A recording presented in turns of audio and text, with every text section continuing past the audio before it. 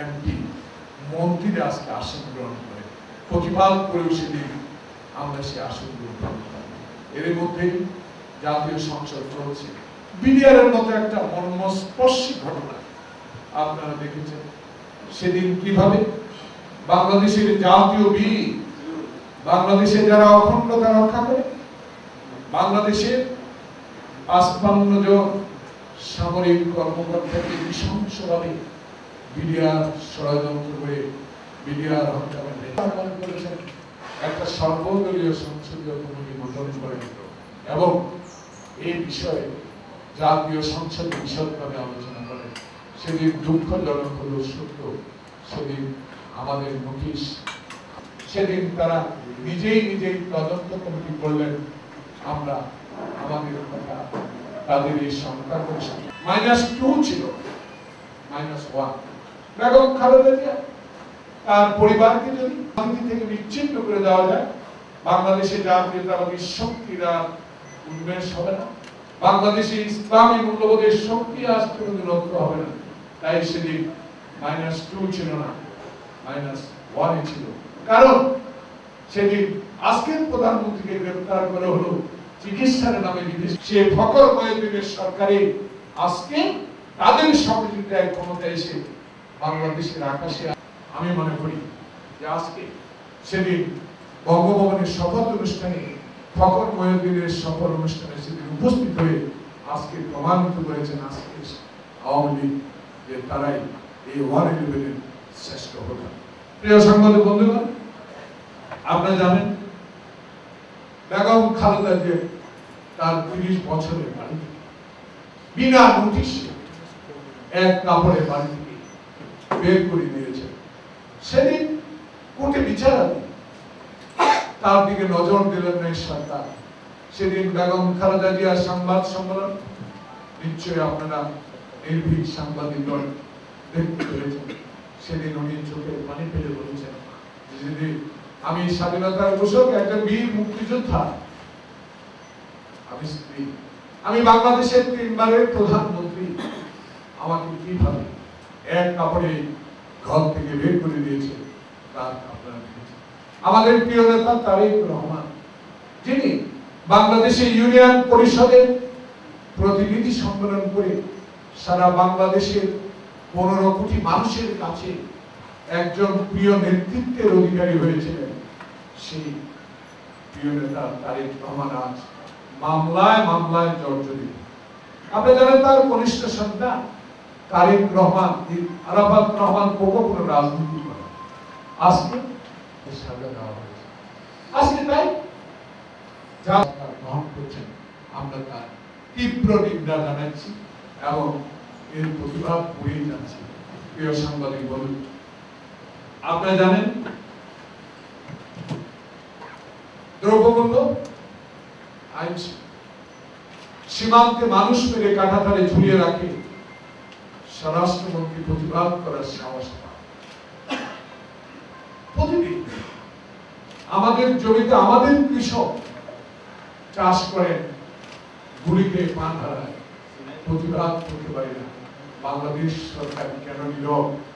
স্বরাষ্ট্রমন্ত্রী কেন নীরব? তার প্রতিবাদ আমরা করতে পারি।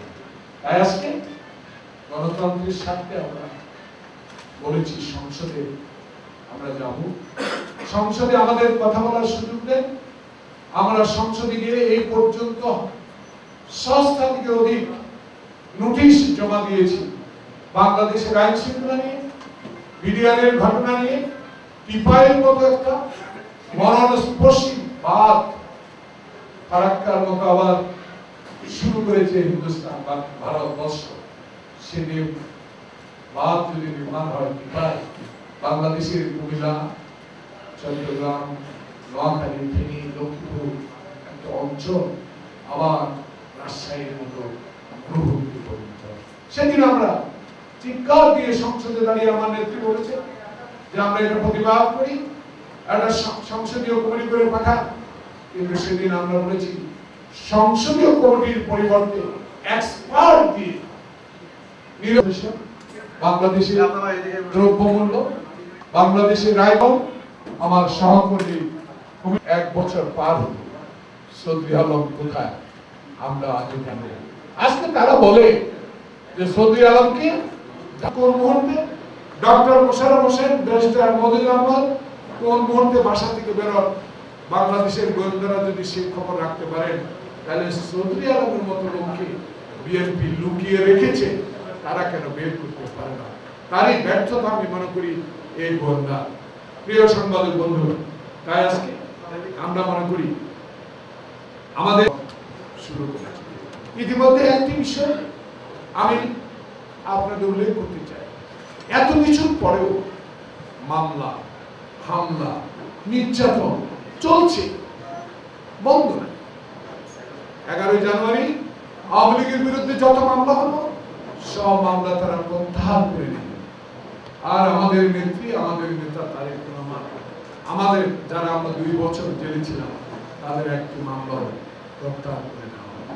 আপনারা জানেন, তাই আমরা মনে করি বাংলাদেশের বর্তমানে এই অবস্থা প্রেক্ষিতে আমার নেতৃত্বকে আহ্বান করেছে, সংসদকে কার্যকর করুন। আমরা সংসদে যেতে চাই, আমরা সংসদে কথা বলতে চাই, কিন্তু সেই সুযোগটুকু আমাদেরকে বঞ্চিত করেছে ক্ষমতাসীন দল। তাই আমার নেত্রী শেষ আহ্বান করেছিল, এখনো আসন সংখ্যার দিকে বিচার না করে দয়া করে আমাদেরকে সংসদে কথা বলতে দেন। আমরা আপনাকে সহযোগিতা করতে চাই, দেশের সাংগঠনিকভাবে আমরা সমালোচনা করতে চাই, আমাদের সে অধিকার তুলে দেন, কিন্তু তা থেকেও আমরা বলছি। তাই আমাদের নেত্রী আজকে দেশ রক্ষার জন্য, মানুষ বাঁচাবার জন্য আন্দোলন ডাক দিয়েছেন। ইতিমধ্যে উনি বলেছেন, আপনাদের বিদেশে আমেরিকা উনি সফর করেছেন, ব্রিটেন সফর করেছেন, আল্লাহর ঘরে উনি গিয়েছেন। উনি বলেছেন, আমি দেশ রক্ষার জন্য অতীতে কারোর সাথে আপোষ করি নাই, এখনো আমার 2 সন্তান সবকিছু বিসর্জন দিয়ে হলো 16 কোটি মানুষের জন্য আমি জীবন দিতে প্রস্তুত। সেই কারণে আমাদের নেত্রী আজকে দেশ রক্ষার জন্য আন্দোলনে আপনারা দেখেছেন, প্রতিটা হত্যা, প্রতিটা কর্মসূচি শান্তিপূর্ণ। আমরা জনসভা করব, পল্টন ময়দান নাই আমাদের। আমরা মুক্তাঙ্গন চাই, মুক্তাঙ্গন দেওয়া যাবে। পার্টির অফিসের সামনে রাস্তা চাই, দেওয়া যাবে। মানববন্ধন করতে চাই, তাও রাস্তায় দাঁড়ানো যাবে। সেসব প্রত্যেকটা জিনিসই আপনারা জানেন। তাই আমাদের নেত্রী সিদ্ধান্ত নিয়েছে সরকারের বিরুদ্ধে গণ আন্দোলনের প্রস্তুতি। আপনারা জানেন, আমরা মাত্র 5টি বা 6টি হরতাল ঠিক মনে নেই। আজকে এই কথাগুলো আমার বলার প্রয়োজন। আপনারা জানেন, আমি খুবই অসুস্থ। আমি যখন চিকিৎসার জন্য এখানে আসি, আমার প্রবাসীরা আমাকে অনেক দেখেছেন, খোঁজ খবর নিয়েছেন। সেদিন সাংবাদিক বন্ধুগণ আমাকে অনেক কথা জিজ্ঞেস করেছেন। তারা অনেকেই এখানে সিনিয়র, যাদের সাথে আমার প্রায় 25 বছরের পরিচিত অনেকে আছে। আমি বলেছি আমি একটু সুস্থ হয়ে কথা বলি। আজকে এই সংবাদ সম্মেলনটা আমি করতে পারি, কিন্তু আমি অত্যন্ত লজ্জিত যে বর্তমান ক্ষমতাসীন দলের একটি অংশ এখানে আমার সম্বন্ধে কয়েকটি কথা বলেছেন, এবং যে পুলিশ কর্মকর্তা আমাকে আঘাত করেছে, সেও নাকি এখানে এসে সাক্ষাৎকারে কিছু কথা বলেছে। সেই কারণে আমি 2-1টি কথা তাদের সম্বন্ধে উত্তর দিতে আজকের এই সংবাদ সম্মেলন এবং প্রেক্ষাপটটা আমি তুলে ধরেছি যে আমাদের নেত্রী হরতাল দিয়েছে, শেষ সম্বল মানুষের। সংসদে কথা বলতে দেবে না, রাজপথে মিছিল করতে দিবে না, পল্টনে সমাবেশ করতে দিবে না, মুক্তাঙ্গনে সমাবেশ করতে দিবে না, ফুটপাতে মানববন্ধন পর্যন্ত করতে দিবে না। হাইকোর্টে আজকে বিচার বিভাগকে প্রশ্নের সম্মুখীন করেছে, সাংবিধানিক প্রতিষ্ঠানগুলো আওয়ামী লীগ ধ্বংস করে দিয়েছে। আজকে দুদক বলেন, আজকে নির্বাচন কমিশন বলেন, আজকে বিচার বিভাগ। আজকে তাই নেত্রী আর ঘরে বসে থাকতে পারে, তাই আজকে হরতাল। সে হরতালের দিন আমরা সংসদ সদস্যরা পদযাত্রা শুরু, আমরা ফার্মগেট পর্যন্ত গিয়েছি। ফার্মগেট থেকে ব্যাক করার পরে যে আক্রমণ এদেশের মিডিয়া, এদেশের ইলেকট্রনিক মিডিয়া, এদেশের শ্রদ্ধেয় প্রিন্ট মিডিয়া আপনার সঙ্গে দেখেছেন। আমার নিজের কিছু বলার নেই। একজন মেম্বার অফ পার্লামেন্ট উপর যে আঘাত এসেছে, আমি যদি আইন ভঙ্গ করে থাকি আমাকে গ্রেপ্তার করবে, কিন্তু আমাকে আঘাত করবে, আমার পায়ের দুটি লিগামেন্ট ভেঙে দিবে, আমার মাথার অবস্থা আপনি দেখেছেন 18টি শিলায়। সেদিন আমাদের উপরে আক্রমণ, উল্টো কথা হচ্ছে এদেশের মিডিয়াগুলো আজকে এই সরকারের বিরুদ্ধে করেছে, যেটা স্বয়ং এখানে একজন পুলিশ কর্মকর্তা সেখানে বলেছে। তাই আজকে আমি মনে করি বাংলাদেশের এই অবস্থা তুলে ধরার জন্য, এই অবস্থা থেকে উত্তরণের জন্য আজকে নতুন করে বেগম খালেদা জিয়ার বিরুদ্ধে জিয়া ফরেস্ট ট্রাস্টের মামলা দায়ের করেছেন দুদু। কিসের শক্তি, কিসের বলে? তাই পঞ্চদশ সংশোধনী পাশ করে বাংলাদেশে জাতীয় সংসদকে ইতিমধ্যে আওয়ামী লীগের ভারপ্রাপ্ত সাধারণ সম্পাদক বলেছেন মাছের বাজার। সেই মাছের বাজারে বাকশাল তৈরি করে সংসদকে অকার্যকর করে আবার বাকশাল পদ্ধতিতে সরকার কায়েম করে আবার তাদের হাতে নির্বাচন করার জন্য আজকে পঞ্চদশ সংশোধনী পাশ করে নিজে ক্ষমতায় থেকে নির্বাচন করার একটা ষড়যন্ত্র চলছে। তাই আমি মনে করি সবকিছু আজকে দেখে বাংলাদেশের জাতীয়তাবাদী শক্তি প্রেরণার উৎস দেশ নেত্রী বেগম খালেদা জিয়া এই আন্দোলনে ভাগ নিয়েছেন, আমার রক্ত দিয়েছে, কিছু আসে যায়। কুঠি জয়নুল আবদিন ফারুকের জন্ম হয়েছে ইনশাআল্লাহ বেগম খালেদা জিয়া বিয়ে। আজকে ধৈর্য পরম সহিষ্ণুতা দিয়ে বাংলাদেশে অতীতে বেগম খালেদা জিয়া ধৈর্য দিয়ে যতই জেল জুলুম দেওয়া হোক, আমার বাম পাশে আমার সাবেক এমপি আমাদের আন্তর্জাতিক বিষয়ের সম্পাদক কারাগারে গিয়ে জামিন হয়েছে।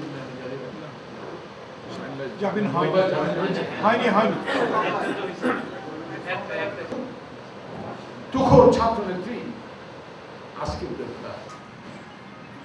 আমি তাদের কাছে পাল্টা প্রশ্ন করতে চাই, ফেলানির ঝুলন্ত লাশ কেন 3 দিন তার কাটায় ঝুলন্ত ছিল?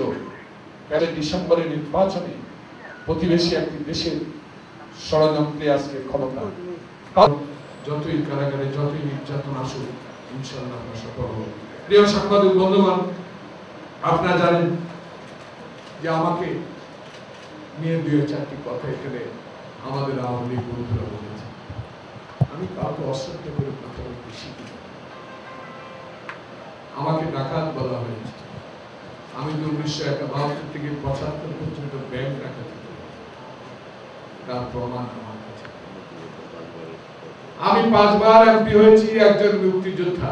আমি কাউকে অসম্মান করতে চাই। একজন পুলিশ কর্মকর্তা হয়ে বিদেশের মাটিতে ছুটি নিয়ে এসে একজন এমপির সম্বন্ধে কথা বলতে আমি তার উত্তর দিত অত্যন্ত লজ্জাজনক এবং পুলিশের কলঙ্ক। ইনশাআল্লাহ সময় মতো এর জবাব ইনশাআল্লাহ দেওয়া হবে। প্রিয় সাংবাদিক বন্ধুগণ, আমি শেষ পর্যায়ে 2-1টি কথা বলতে চাই। পবিত্র মাহে রমজানে সকলেই সবার জন্য দোয়া করবেন, বিশেষ করে বাংলাদেশটা কারণ বাংলাদেশটা কারণ বাংলাদেশ সবাই।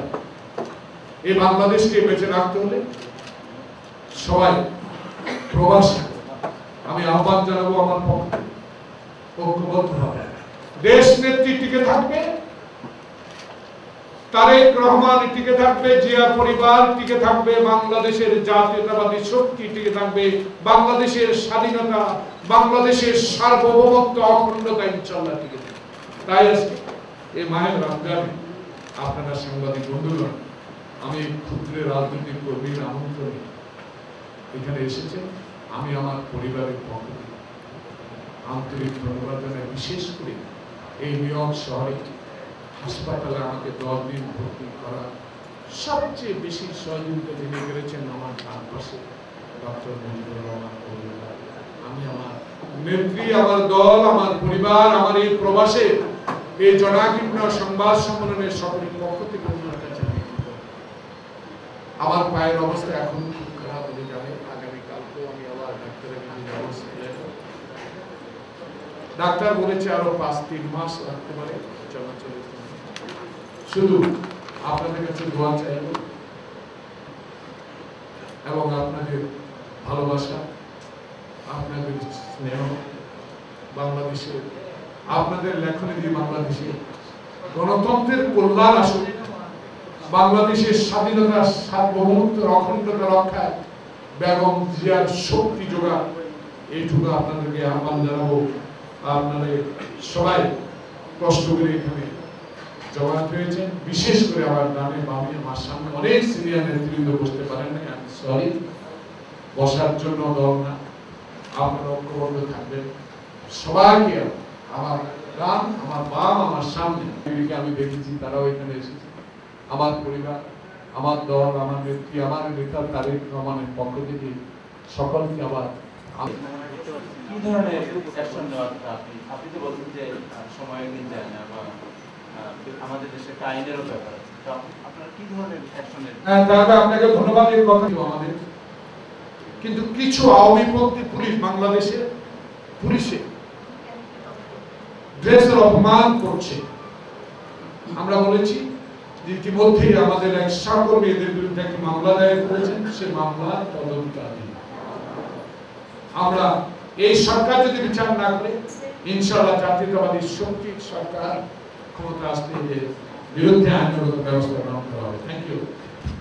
আপনার হাতে একটা পট্টি বাঁধা ছিল, সেটা টানে ছুঁড়ে, ওটা ধারণা করছি যে কোনো জখম থেকেই সেটা ছিল। আপনার পা ভেঙে গেছে, বলছেন যে দেশে আইন নাই, বিচার নেই, দেশে মানবাধিকার নেই, এবং এদের বিরুদ্ধে আপনি সংগ্রাম করবেন।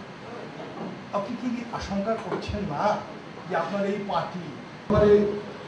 সংক্ষিপ্ত একটু বলতে চাই, আমি আগে বলেছি আমার বক্তব্য যে এক জয়নুল আবদিন ফারুক না, লক্ষ কোটি জয়নুল আবদিন ফারুক দেশ রক্ষা আন্দোলনের বেগম জিয়ার সাথে শরীর হয়। আমি শুধু এইটুকু দোয়া কামনা করে আমার পা আমার পাশে আমার চিকিৎসা করাচ্ছি, সেখানে গিয়েছেন। আমার পা আমি আগে বলেছি রক্ষা, স্বাধীনতা যুদ্ধ করেছি, গণতন্ত্র রক্ষায়, সার্বভৌমত্ব রক্ষায়, দেশের মানুষের স্বাধীনতা রক্ষায় যদি আরেকটি পাওয়া যায়। যখন আগে আমি আপনাকে এক্সপ্লেইন করে দিলে বুঝতে পারবেন যে হাঁটুর ভিতরে প্রচুর পরিমাণে রক্তক্ষরণ হয়েছে, এবং প্রথম এই ছোট সার্জারিটা করা হয় সেই intentionally without any doubt intentionally ওনাকে পঙ্গু করার ষড়যন্ত্র করে এই কতিপয় পুলিশ নামধারী দুর্বৃত্তরা তাকে অ্যাটাক করে। এটা নিঃসন্দেহে আমি বলতে পারি যে এটা ইন্টেনশনাল।